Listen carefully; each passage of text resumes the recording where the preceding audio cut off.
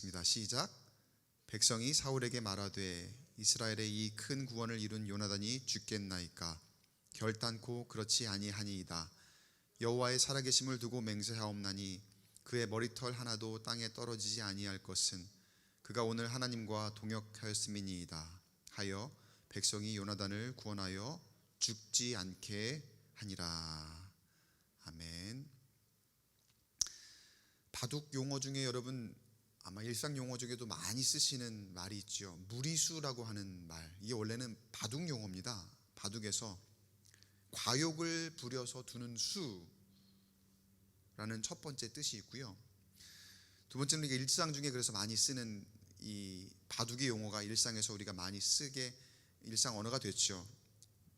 도리나 이치에 맞지 않거나 정도에 지나치게 벗어나는 방식을 이르는 말. 그러니까 보통은 무리를 하는 거죠. 그러니까 굉장히 모험을 하는 겁니다. 그래서 이게 잘 되면은 좋지만 안 되면 완전히 망할 수도 있는 그런 것들을 보통 우리가 무리수라고 하죠. 바둑에서 이 무리수를 두었을 때에 잘 걸려서 그러니까 거의 질만 할 때 이제는 무리수를 두는 거죠. 그래서 성공하면 다행이지만 이게 실패하면은 그냥 그 게임은 지는 거죠. 보통 무리수는 욕심에서 시작이 됩니다. 큰 모험을 거는 건데 아무래도 무리수라고 하니까 성공할 확률은 굉장히 낮을 수밖에 없겠죠. 그 무리수를 둘 때쯤 되면은 내가 침착하게 판단하기는 이미 포기한 때라고 보면 될 것 같아요. 우리가 살면서 누구나 우리 인생 가운데 크고 작은 무리수들을 둘 때가 있습니다. 그런 판단을 할 때가 있습니다. 누구나 그럴 수는 있지만 여러분 이건 꼭 기억하셔야 됩니다. 무리수를 두는 판단을 적게 하면 적게 할수록 심리적으로 건강하고 또 영적으로도 건강하다는 것. 오늘 본문 말씀 보면은 사울이 그 욕심에 따라서 무리수를 둡니다. 제가 오늘 이제 지난 2주 오늘 3주간에 걸쳐서 사울과 요나단의 이야기를 오늘까지 해서 일단은 좀 마무리를 하려고 해요. 거기에 좀 이어지는 이야기라 오늘 여기까지 이야기를 합니다. 사울이 자신의 욕심을 따라서 무리수를 두었죠. 지난 시간의 이야기예요. 사울 왕이 백성들에게 내 원수, 자신의 원수에게 보복하는 날까지 명령을 내리죠. 뭘 하라고요? 금식하라고 명령을 내렸더랬죠.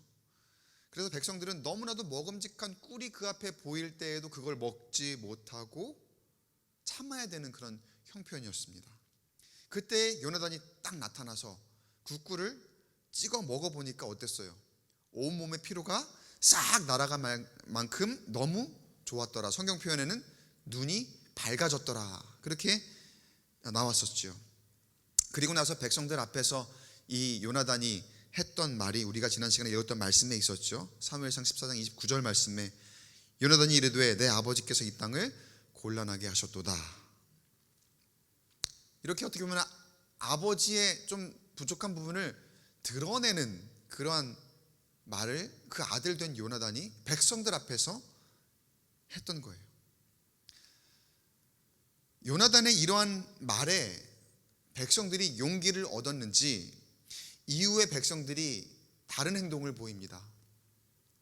이후에도 계속해서 전투가 있었는데 이제부터는 힘을 내서 싸우기 시작하는 거예요. 사기가 완전히 바닥에 떨어져 있었는데 요나단이 이 말 한마디에 이 행동 하나에 이제는 다시 힘을 얻고 잘 싸우는데 근데 또 여기서 문제가 발생을 합니다.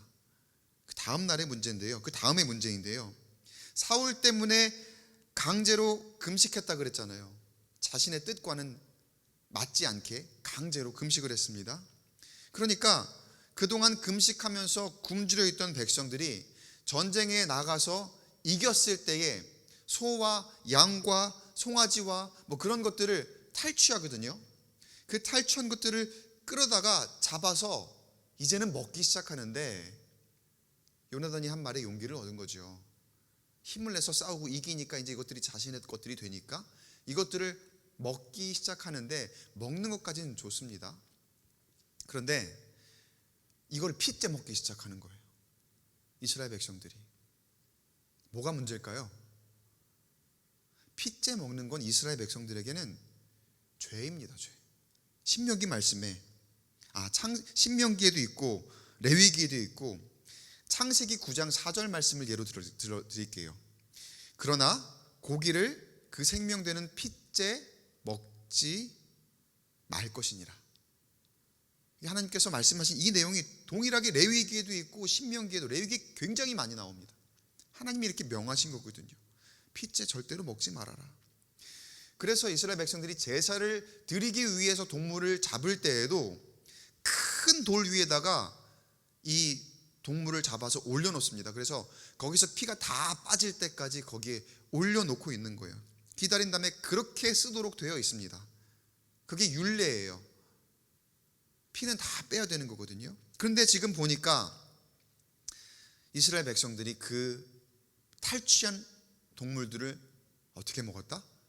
핏째 먹었다. 굉장히 죄악된 행동들을 하고 있는 거예요. 근데 왜 그랬을까요? 왜 그랬을까요? 그만큼 그들이 굶주려 있었던 거예요. 그만큼 배가 고팠던 것이고 이성을 잃을 만큼, 자신들이 무슨 행동을 하고 있는지 모를 만큼 그렇게 굶주려 있었고 배가 고팠더라는 거죠. 여러분, 극도로 배가 고프면 여러분도 어떻습니까? 좀 짜증나기도 하고 승질나기도 하고 고개를 끄덕끄덕 거리시는 분들이 계시는데, 네, 맞아요. 딱 그거예요. 너무나 배가 고프니까 뭐 아무것도 안 보이는 거예요. 그냥 그대로 닥치는 대로 먹기 시작하는 거죠. 예민해지고 성질내고 막 그러는 걸 넘어서서 이게 죄인지도 아닌지도 분간 못하게 음식이 앞에 보이니까 그냥 막 허겁지겁 먹기 시작해요. 그 음식이 풀렸으니까, 우리가 그냥 힘을 얻었으니까, 요나단이 그렇게 얘기했으니까 그냥 그대로 달려드는데 결국 하나님 앞에서 범죄하게 되는 거죠. 어쩌다가 이 백성들이 이렇게 되었을까요? 어쩌다가 사울의 무리수에서부터 이렇게 시작이 된 거예요. 사울이 처음 든 그 자신의 욕심으로 인한 무리수에서부터 내 원수에게 보복하기 위해서 너네 금식해라고 하는 거에서부터 시작이 되니까 백성들이 결국은 이렇게 하나님 앞에서 죄를 짓게 되는 그런 결과가 나타나게 되는 거죠. 여러분, 하나님께서 우리에게, 많은 세상의 사람들에게 영향력이 있도록 우리를 만드셨습니다. 그런데 하나님께서 주신 여러분의 영향력으로 잘못을 저지른다고 생각을 해보세요. 가정을 해보세요. 그러면 어떻게 될까요? 그건 나 혼자만 죄 지는 게 아니라는 거예요. 내 욕심 때문에, 그리고 욕심으로 인해서 내가 무리수를 둔다면, 내가 무리수를 두는 판단을 한다면 나로 인해 영향을 받는 많은 사람이 있다는 거예요. 사울이 그랬던 것처럼 나로 인해서 나에게 영향받는 많은 사람들이 동일하게 죄를 지을 수도 있다는 사실을 여러분 꼭 기억하시기 바랍니다. 그런 의미에서 여러분, 혹시 여러분에게 가장 영향을 많이 받는 사람들이 누굽니까? 한번 떠올려 보세요. 내 가족, 내 자녀, 그리고 내 이웃들도 있고 우리 교우들도 있고 내 주변에 많은 사람들이 내 영향을 받아요. 여러분은 알지 모를지 그건 모르겠지만 여러분 명백하게 여러분의 영향을 다 받고 있습니다. 근데 혹시 여러분, 저와 여러분이 나의 욕심으로 우리 자녀를 키우고 있지는 않습니까? 내 욕심대로 우리의 영향을 받는 그 사람들에게 무리수를 두고 계시지는 않습니까? 사업을 한다면 내 욕심으로 그 회사를 운영하고 있지는 않습니까? 직원들이 그렇게 많이 있는데 내 욕심으로만 끌어가려고 하진 않았는지, 내가 어떤 리더의 자리에 있다면 내 욕심대로만 그 공동체를 끌어가려고 하지는 않았는지. 그런데 여러분, 욕심 때문에 내가 무리수를 두기 시작하면 사실 사울이 그랬던 것처럼 내가 무슨 일을 하고 있는지 잘 모를 때가 많아요. 그래서 여러분, 우리가 하나님 앞에서 깨어 있어야 할 줄로 믿습니다. 하나님께서 인도하신 대로 살아갈 수 있도록 나의 욕심 내려놓고 하나님의 영광만을 위해서 살아갈 수 있도록 그렇게 주님께서 우리에게 허락하신 그 리더십을, 그 영향력을 내 자녀에게, 우리의 가정에게, 내 남편에게, 그리고 내 이웃에게, 우리 교우들에게 선하게 끼칠 수 있도록 깨어 있어야 할 줄로 믿습니다. 제가 예배의 자리, 그리고 기도의 자리, 예배 회복, 이런 얘기를 참 많이 하는데 그저 수요 예배 여러분 인원 채우려고 그런 말씀 드리는 게 아니에요. 그저 금요일 성령 집회 그리고 주일 빈자리만 싹 채워서 우리 예배해야 됩니다. 인원 채우려고 제가 그런 얘기를 드리는 게 아니에요. 우리 교회가 진정으로 하나님 앞에 바로 서고 깨어있고 지금 내 앞에 있는 꿀이 먹어도 되는 꿀인지 먹으면 안 되는 꿀인지 구분할 수 있도록 저와 여러분이 알아야 되기 때문에, 그래서 제가 여러분 예배 회복, 기도의 회복, 우리의 경건 생활의 회복, 그런 것들을 이야기하는 거예요. 그냥 자리 채우기 위한 게 아니라는 거예요. 보세요. 그 꿀을 찍어 먹어도 되는지 안 되는지 사울은 몰라요. 그런데 요나단은 알잖아요. 사울은 영적으로 어두워서 하나님의 뜻을 어떻게 분별해야 되는지 잘 모르지만 요나단은 어떻습니까? 영적으로 깨어 있으니까 이 백성들을 어떻게 끌고 가야 되는지, 어떻게 이 전쟁에 임해야 되는지, 하나님께서 어떠한 사인을 그에게 주실 것이고 그에 따라서 어떻게 했을 때에 승리할 수 있는지 요나단은 알고 있잖아요. 사랑하는 광교 꿈의 교회 성도 여러분, 말씀과 함께하는 시간, 그리고 기도하는 시간, 예배하는 시간 절대로 양보하지 마시기 바랍니다. 절대로. 그래야 내가 인생을 살면서 영적으로 깨어있을 수가 있게 됩니다. 내가 문제가 생겼을 때에 하나님 앞에 무리수를 두지 않게 됩니다. 내가 예배를 회복하고 기도를 회복하고 말씀을 회복하게 되면 그 안에 하나님이 주시는 답이 그 안에 언제나 있게 될 줄 믿습니다. 여러분, 다른 곳에서 답을 찾으려고 하지 마세요.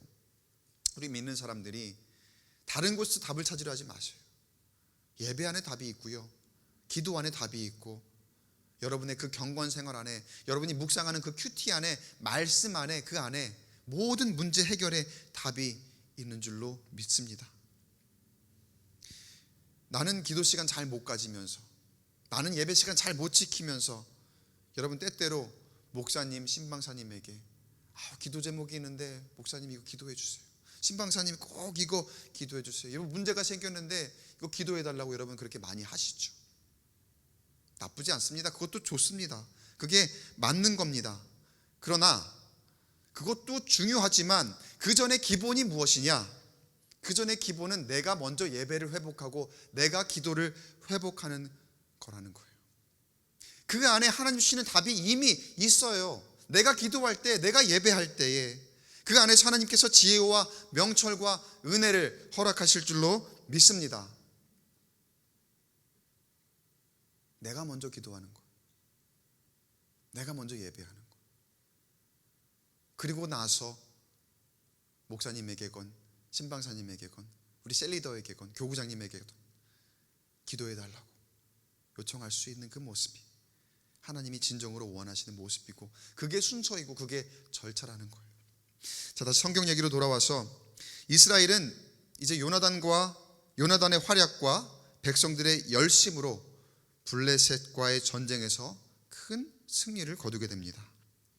자, 그런데 거기서 사울의 기세가 굉장히 등등해져요. 자기가 한 것도 아니면서 지금 요나단하고 백성들하고 그렇게 다 해놓은 건데 사울이 거기에 밥숟가락 얹으면서 자기가 막 다 한 것처럼, 자기가 왕이니까 그렇게 이룬 것처럼 기세가 등등합니다. 신이 났는지 이대로 가면 이 상황으로 가면 이 기세면 완전히 다 끝내버릴 수 있다, 그렇게 생각이 들었나 봐요. 그래서 저 블레셋 사람들을 완전히 쓸어버리자, 이런 내용이 보면 성경에 나와요. 36절 상반절을 볼게요. 사울이 이르되 우리가 밤에 블레셋 사람들을 추격하여 동틀 때까지 그들 중에서 탈취하고 한 사람도 남기지 말자. 굉장히 들떠 있는 거예요. 야, 이제 우리가 뭐가 되는구나. 우리가 뭐 나가면 다 이제 끝낼 수 있을 것 같다. 그때 제사장이 그 들뜬 마음을 깨워주는데, 지금 사울이 이 들뜬 마음 가운데에 잊고 있었던 것 한 가지가 있어요. 아주 중요하고 필수적인 것인데 지금 사울이 잊고 있는 것, 무엇일까요? 하나님께 먼저 묻는 것. 지금 사울이, 이 전쟁은 하나님께 속한 것인데 지금 그 승리에 도취되어 있으니까, 그리고 이 기세가 너무나 자신을 의기양양하게 만들어 놓으니까 하나님을 배제하고 있습니다. 전쟁은 온전히 하나님께 속한 것인데, 하나님께 맡겨야 되는 것인데, 그래서 하나님께 길을 묻고 나가야 되는데, 그때 하나님을 배제하고 있을 때에 제사장이 이 사울에게 깨달음을 주는 거예요. 마음을 깨워주는 거예요. 그때 이 제사장의 알림이 얼마나 중요한지 몰라요. 36절 하반절 계속해서 읽어보면요, 우리 한 목소리로 읽어보겠습니다. 시작. 우리가 이르되 왕의 생각에 좋은 대로 하소서 할 때에 제사장이 이르되 이리로 와서 하나님께로 나아가사이다 하매. 신이 나서 돌격해 나아가고자 하는 찰나에 사람들은 어땠다고 합니까? 왕의 눈치를 보죠. 왕의 생각에 좋은 대로 하소서. 사람들은 그 사람 눈치만 보고 있는 거예요. 왕의 좋은 대로 하십시오. 우리가 따라가겠습니다. 그 주변의 측근들이, 그 주변에 왕의 눈치를 보면서 있는 그 신하들이 그렇게 할 때에, 그때 제사장이 나타나서 스탑, 잠깐 나가서는 거죠. 제사장이 볼 때에는, 제사장이 영적인 눈으로 사울을 볼 때에는 그 안에 깨우침이 없는 거예요. 그 마음 안에 지금 하나님이 없는 거예요. 그걸 발견하고 영적으로 지금 이 제사장이 사울을 깨워주고 있더라는 거죠. 여러분, 때때로 우리가 세상 일에 너무 바쁘다 보면 그럴 수 있습니다. 나도 모르게 하나님이 우선이 되어야 되고, 하나님께 먼저 길을 묻고 하나님께 기도함으로 나가야 되는데, 때때로 우리가 하나님을 잊고 살 때가 있어요.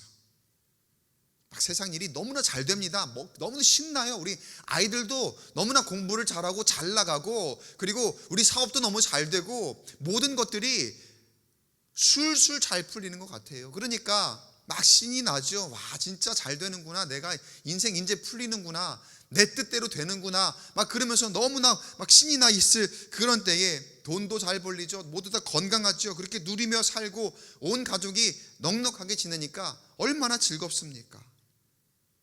그런데 그렇게 즐기면서 살다가 보니까 아주 중요하고 필수적인 것,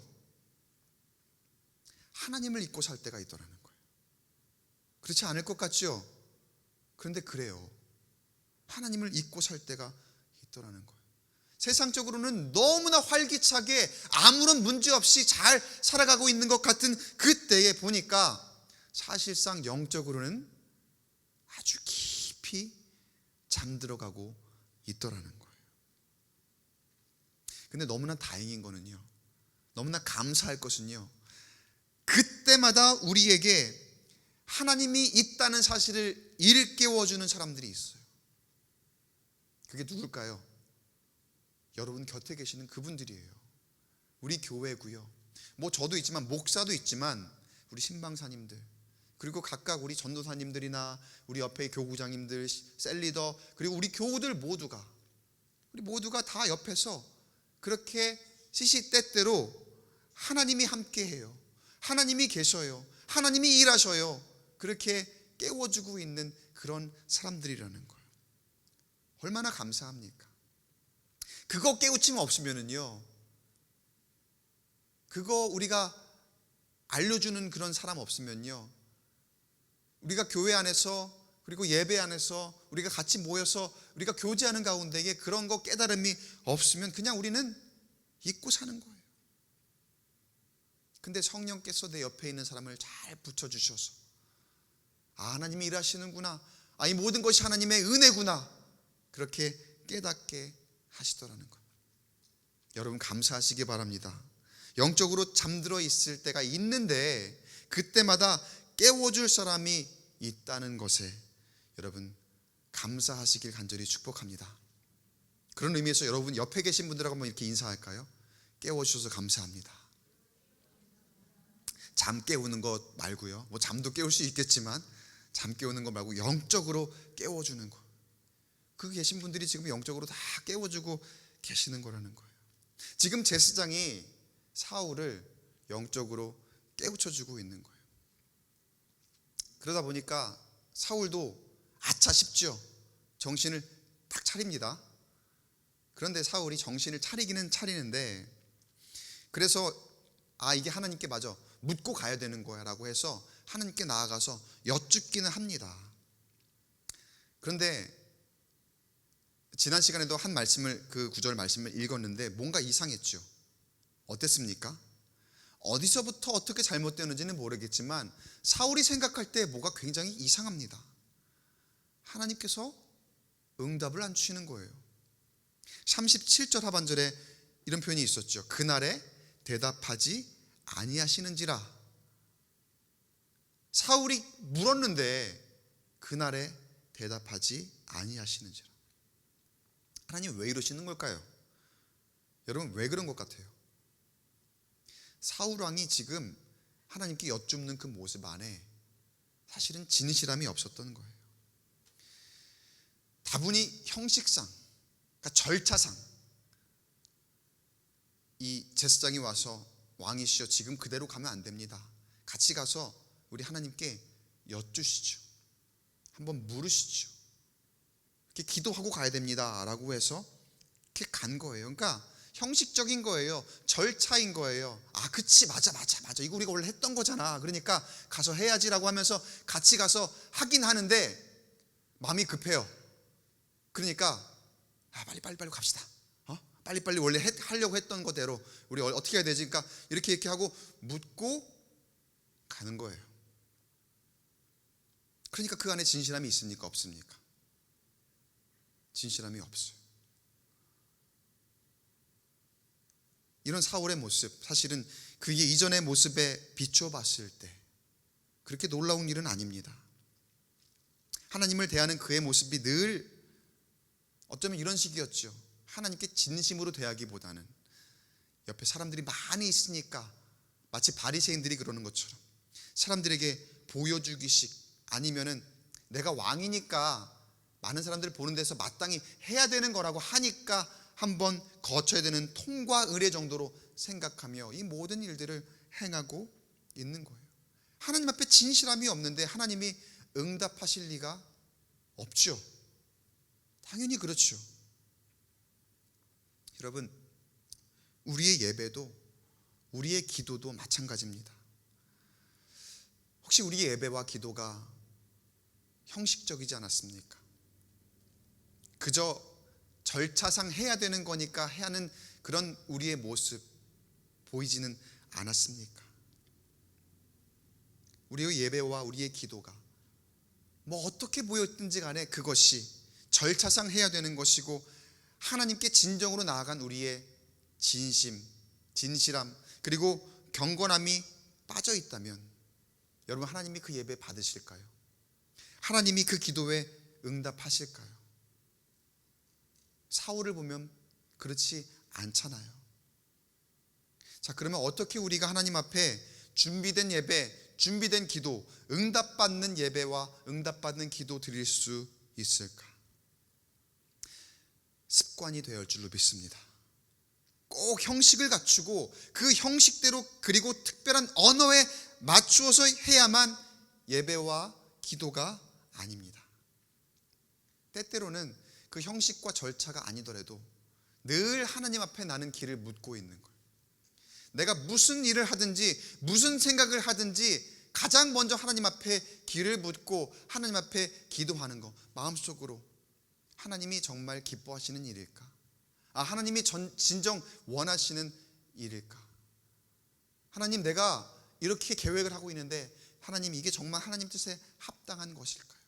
내가 운전을 하고 가면서도, 내가 자녀와 함께 무언가를 하고 있으면서도, 내가 어떤 일상 가운데 있으면서도 늘 마음속으로 하나님 앞에 그렇게 묻고 하나님 앞에 기도하는 그런 모습. 꼭 교회 나와서 어떤 특별한 언어와 성스러운 그런 모습, 형식만을 갖춘 그런 모습만이 우리의 기도가 아니라 매사에 하나님 앞에 묻고 기도하는 그런 습관이 하나님께서 응답하시는 그런 모양으로 올려지게 될 줄 믿습니다. 그런 모습이 우리로 하여금 준비된 예배를 드리게 만들고, 그런 모습이 우리로 하여금 준비된 기도를 하나님 앞에 드릴 수 있도록 돕는다는 거예요. 여러분, 이렇게 안 하다가 어느 날 갑자기 문제 생기면 여러분 그때 갑자기 기도가 됩니까? 그렇지 않다는 거예요. 우리가 늘 습관이 되어 있어야, 기도하는 사람이 되어 있어야 어떤 문제가 생겼을 때에도 하나님 앞에 엎드릴 수 있고, 그리고 준비된 마음으로 하나님 앞에 응답을 얻기 위한 간구를 드릴 수 있다는 거예요. 근데 우리의 습관이 되어 있지 않을 때 우리가 보통 어떻습니까? 세상에 빠져 살아가다가 내가 기도 잘 안 하는데, 예배도 형식적이었는데 어느 날 갑자기 어떤 문제가 생겼을 때 하나님을 찾으려 하니까 그때 예배가 잘 되지 않습니다. 기도에 집중도 되지 않습니다. 그러다 보니까 자꾸 신방사님만 의지하게 되고, 자꾸 목사님만 의지하게 되고, 나는 기도 안 되는데 목사님 기도해 주세요. 나는 기도가 너무 안 되는데 신방사님 기도해 주세요. 그게 우리의 신앙생활일 때가 참 많이 있다는 거예요. 사랑하는 여러분, 기도는 내가 하는 것입니다.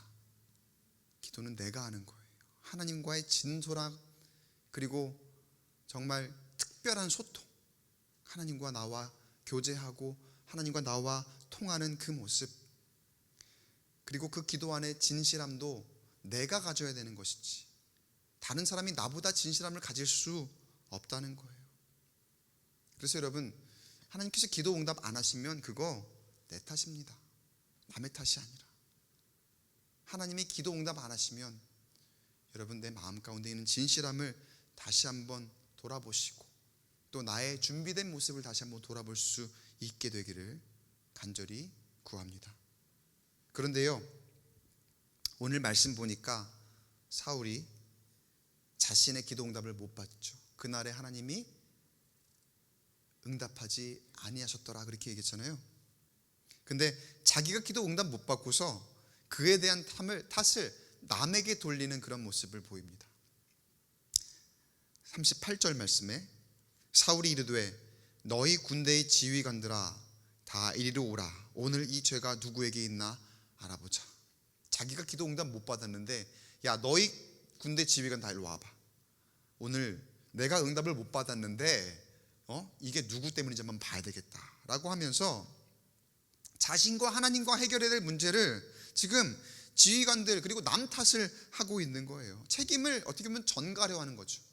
자기가 사실 책임을 져야 될 사람인데, 왕이라고 하면은 내가 책임을 져야 되고, 부하가 뭔가 잘못하고 뭔가 문제가 생겼을 때에도 내가 책임을 져야 된다는 그런 마음을 가져야 되는데, 심판을 받아도 내가 받아야 된다, 그렇게 여겨야 되는데, 그리고 오히려 자기가 엎드려서 하나님, 이 백성이 죄악을 범했습니다, 이 백성을 구원해 주십시오라고 그렇게 간구하며 자기가 책임지는 모습을 보여야 되는데, 사울은 여전히 자기밖에 몰라요. 자기중심적입니다. 그리고 진실하지도 못하고, 아무리 왕이라고 해도, 아무리 권력자라고 해도, 아무리 재력가라고 해도 여러분, 진실함이 없으면 하나님께서 쓰시지 않아요. 하나님께서 응답하지 않습니다. 뿐만이 아니라, 하나님께뿐만 아니라 진실함이 없으면 사람의 응답도 받지 못합니다. 여러분, 사람에게도 마음을 얻기 위해서 이런 말이 있잖아요. 결국은 진실함이 통한다, 이런 말도 있잖아요. 세상 살면서 우리 주변을 보면은 내 행동과 내 지금 자신의 모습은 스스로가 잘 관찰하지 못하면서 다른 사람만 탓하는 그런 사람들을 덜어봅니다. 요즘 시대가 좀 더 그렇게 많이 변하는 것 같아요. 다 남 탓이에요. 교통사고가 나도 나는 제대로 했는데 다 남 탓이고, 뭔가 이렇게 분쟁이 생겨도 나는 잘했는데 네 때문에 그랬다 그러고 다 남 탓하는 그런 모습. 그게 뭐 세상이고 교회고 어디고 할 거 없이 다 그런 모습이에요. 자기 중심적으로만 이기적으로 생각하며 다 남의 탓으로 돌리는 것. 그런데 그런 사람들의 특징 중 하나가 뭐냐면요, 항상 말이 앞섭니다. 말이 앞서고 행동은 그 말을 따라오지 못할 때가 많아요. 아리스토텔레스가 그의 저서 수사학이라는 이 책에서 한 사람이 말의 역량을 잘 발휘하기 위해 필요한 세 가지 요소가 있는데, 그 세 가지 요소를 에토스, 그리고 파토스, 로고스, 이렇게 세 가지 요소로 제시를 합니다. 먼저 에토스는 인격을 얘기하는 거예요. 인격, 성품. 그리고 두 번째 파토스는 사람의 감정, 정서를 이야기하는 겁니다. 그리고 세 번째 로고스. 로고스가 여러분 잘 아시는 말이에요. 말과 논리. 그러니까 왜 이 세 가지 요소를 이야기했겠어요? 사람의 말로 그 말의 역량을 잘 발휘하기 위해서는 이 세 가지가 다 중요하다는 뜻이겠죠. 그런데 우리가 보통은 에토스, 파토스는 잘 모르고 로고스만 집중하는 그런 경향이 참 강해요. 원래는 이 3요소가 다 중요한 것인데, 에토스, 파토스, 로고스가 중요한데 어떻게 하면은 로고스만 가지고 끝장을 보려고 말을 중요하게 생각하고 논리를 중요하게 생각하고, 학교에서 그렇게 배우는 그런 감도 없지 않죠. 많은 사람들이 평소의 삶은 그저 그렇게 살아갑니다. 다른 사람에게 그렇게 설득력을 줄 만한 그러한 삶으로 보이질 않아요. 그래놓고 때가 되면은 말로만 설득하려고 하고, 논리를 갖다가 되면서 그걸로 설득하려고 하니까 그게 설득이 됩니까? 죄송한 얘기지만 최근에 그 정치권들을 보면 정치인들의 모습들이 다 그럴 때가 많죠. 말은 얼마나 유창하게 잘합니까? 말로는 설득하려고 하고 말로는 표를 얻으려고 하는데, 그들의 삶과 행동과 어떤 공감대를 보면은 사실 설득력을 얻을 만한 것들이 그렇게 없거든요. 근데 그 정치인들을 얘기할 것 아니라 우리도 마찬가지라는 거예요. 우리도 항상 우리의 삶으로는 남에게 설득이 될 만한 그런 모습이 아니면서, 그래서 때때로 우리 가운데는 맨날 남 탓만 하며 그렇게 살아오다가 어떤 때에, 어떤 특정한 때에 우리의 말로 그저 설득하려고 하는 우리의 그런 모습들이 있더라는 거예요. 지금 사울의 모습이 어쩌면 다 그렇습니다. 평소에 사울의 삶은 거칠에만 번지르르 했고 하나님을 진실하게 섬기는 모습이 아니었습니다. 그리고 백성들에게도 자신의 욕심만 챙겼지, 그리고 그래서 자기의 원수를 갚기 위해 자기의 원수에게 보복하는 때까지 금식하라는 그런 명령이나 내리면서 백성들에게 진실하게 다가가지 못했던 거죠. 백성들을 진실하게 위하는 모습들이 아니었던 거예요. 왕이 자기 자신은 두려워서 앞장서서 나가 싸우지도 못하면서, 그러고 있다가 요나단이 다 싸워 이겨놓으니까 다 차려놓은 밥상에 숟가락 딱 얹으면서 거의 다 이겨놓은 싸움에 나타나서 이제는 자기가 생색내며 완전 다 끝내버리자라고 하는 그러한 모습으로 지금 우리 성경 말씀에 보고 있잖아요. 백성들의 신뢰를 전혀 얻지 못하는 모습, 그리고 하나님 앞에서도 진실되지 못한 그런 모습으로 응답받지 못하고 있는 그러한 현실, 누구나 다 알고 있는 거예요. 근데 사울 자신만 모르고 있어요. 하나님도 알고 백성들이 다 알고 있는데 자기 자신만 모르고 있으면서 말로, 논리로, 그리고 자기의 지위로 사람들을 설득하려는 그러한 사울의 모습을 우리가 봅니다. 누구에게 이 죄가 있나 한번 찾아보자라고 하면 제비를 뽑아요. 제비를 뽑아서 죄인을 찾아내는 모습은 여호수아 7장에 보면 아간의 죄를 드러내기 위해서 사용한 방법인데, 그러니까 그 성경에 나와 있는 이전에 지식이 있는 거죠. 그 지식이 우리의 원래 방식이야. 이 방식으로 죄인을 뽑아낼 수 있어. 우리가 한번 이렇게 해보자라고 하며 백성들을 설득하는 거죠. 근데 여기서도 또 하나의 무리수를 던져요. 그게 만약에 내 아들 요나단이라 하더라도 내가 가만히 두지 않을 것이다 라고 하며 그렇게 백성들에게 일종의 무리수를 두는 거죠. 실제로 제비를 뽑았을 때에 요나단이 뽑힙니다. 사울이 요나단이라도 살려두지 않을 거다, 내가 가만두지 않을 거다 그렇게 얘기했거든요. 그러니까 요나단이 죽을 위기를 맞이하게 된 것이죠. 그런데 여기서 엄청난 반전이 있습니다.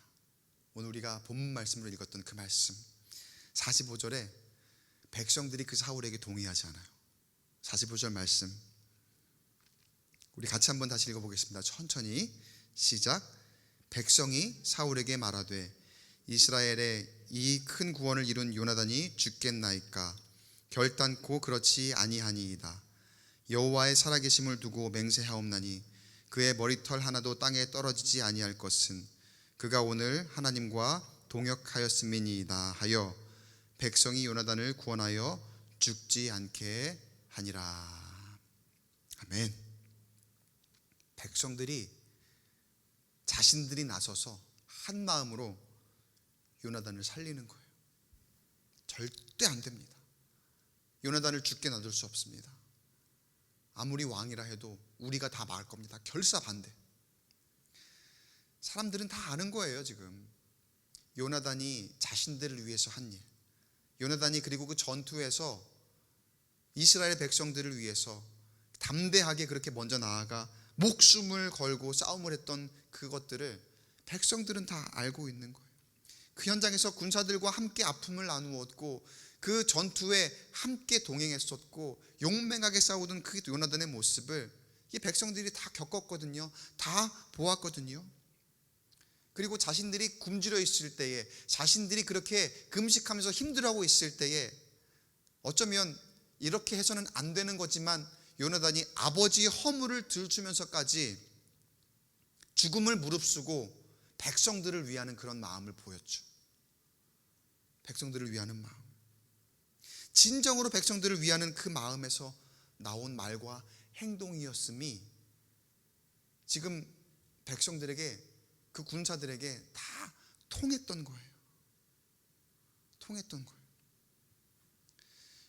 여러분, 요나단이 단순히 백성들 편을 들어줬다고 해서, 그래서 백성들이 요나단을 살려야 된다 그렇게 얘기했을까요? 이 백성들이 원래 보세요, 사울 왕을 굉장히 두려워했던 사람들입니다. 그래서 그 금식 명령 하나에도 두려워 벌벌 떨면서 감히 먹지를 못했던 그런 사람들인데, 요나단이 자기네 편을 좀 들어줬다고 해서 자기네들이 결사반대하며 그렇게 목숨을 걸고 죽음을 무릅쓰고 요나단을 살리겠다고 그렇게 나설 수 있었을까? 아니에요. 단순히 자신들 편들었다고 자신들이 그렇게 위험에 빠질 만한 행동들을 하지 않았을 겁니다. 사울이 어떻게 나올지 또 어떻게 압니까? 너네들이 왕의 명령을 거역하느냐 하면 다 쓸어버릴 수도 있는 거거든요. 그런데 여기에 백성들의 말에 굉장히 중요한 표현 하나가 있어요. 어떤 표현이냐면요, 맨 마지막쯤에 45절 끝쯤에 그가 오늘 하나님과 동역하였음이니이다. 노란 글씨로 적혀 있죠. 그가 오늘 하나님과 동역하였음이니이다. 백성들이 그 마음을 아는 거예요. 그 마음을 읽은 거예요. 아, 요나단은 단순히 사람을 위해서 일한 것이 아니라, 왕을 위해서 일한 것이 아니라, 그저 백성들을 위해서 일한 것이 아니라 하나님을 위해서 일했구나. 하나님을 위해서 이 모든 일들을 행한 것이고 그것이 우리를 살린 거구나. 그것이 우리를 승리로 이끈 거구나. 백성들이 다 알고 있었던 거예요. 그리고 그 마음을 통해서 하나님이 일하심을 발견했던 거예요. 요한일서 3장 18절에 우리가 깊이 새겨야 될 말씀이 있습니다. 함께 읽어보겠습니다. 시작. 자녀들아, 우리가 말과 혀로만 사랑하지 말고 행함과 진실함으로 하자. 여러분, 하나님이 다 아십니다. 하나님 앞에 얼마나 진실한지, 얼마나 거칠애인지. 혹시 우리 하나님 앞에 진실하지 못한 것이 있습니까?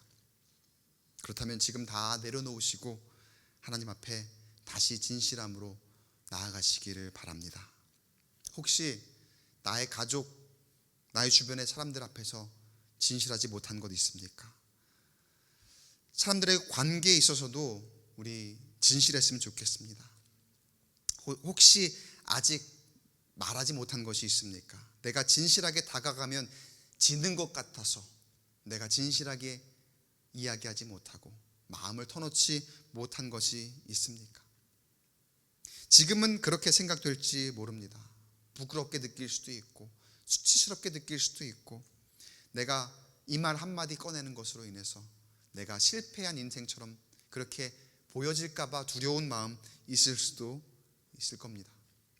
그러나 여러분 기억하시기 바랍니다. 그 진실함이 결국에는 승리할 줄 믿습니다. 그 진실함은 결코 지는 법이 없습니다. 사울이 진실함보다는 내 현재의 모습이 어떻게 비춰질까, 어떻게 나의 마음이 지금 위안을 받을 수 있을까에 집중하니까 어떻게 합니까? 무리수를 두잖아요. 자기의 지금 현상에만 집중하니까 무리수를 두잖아요. 그러니까 하나님께 외면당하고 또 사람들에게도 외면을 당합니다. 그러나 반대로 요나단은 어떻습니까? 끝까지 하나님 앞에서 그리고 사람들 앞에서 진실한 모습, 일관성 있게 진실한 모습으로 다가가니까 하나님과의 약속, 그 사인을 신뢰하고 믿음으로 나아가니까 자신에게 주어진 그 군대의 숫자, 그 현실적인 약한 그런 것 있었지만 거기에 휘둘리지 않고 온전히 진실함으로 나아가니까 때때로 실수함도 있었지만 그거를 위기를 모면하려고 꼼수 부리지 않고 진실함으로 나아가니까 하나님께서 요나단을 사용하시고 또 사람들로 하여금 그 요나단을 인정하도록 하나님께서 역사하시잖아요. 사랑하는 성도 여러분, 하나님이 다 아시는 줄로 믿습니다. 진실한 마음 가지고 하나님 앞에 서시기 바랍니다. 그리고 그 진실한 마음 가지고 사람을 대하시기 바랍니다. 성도들 간에 진실하시고 부모와 자녀 간에 진실하시고 무엇보다도 부부 간에 서로 진실함으로 대할 수 있게 되기를 간절히 축원합니다. 진실하지 않은 세상의 말에 흔들리지 마시고 진실한 마음으로 하나님과 사람들 앞에 서서 승리하는 인생, 하나님이 다 아시니 하나님이 인도하시는 그 길을 걸어가며 이기는 인생 되기를, 그런 저와 여러분 되기를 주 이름으로 간절히 축원합니다.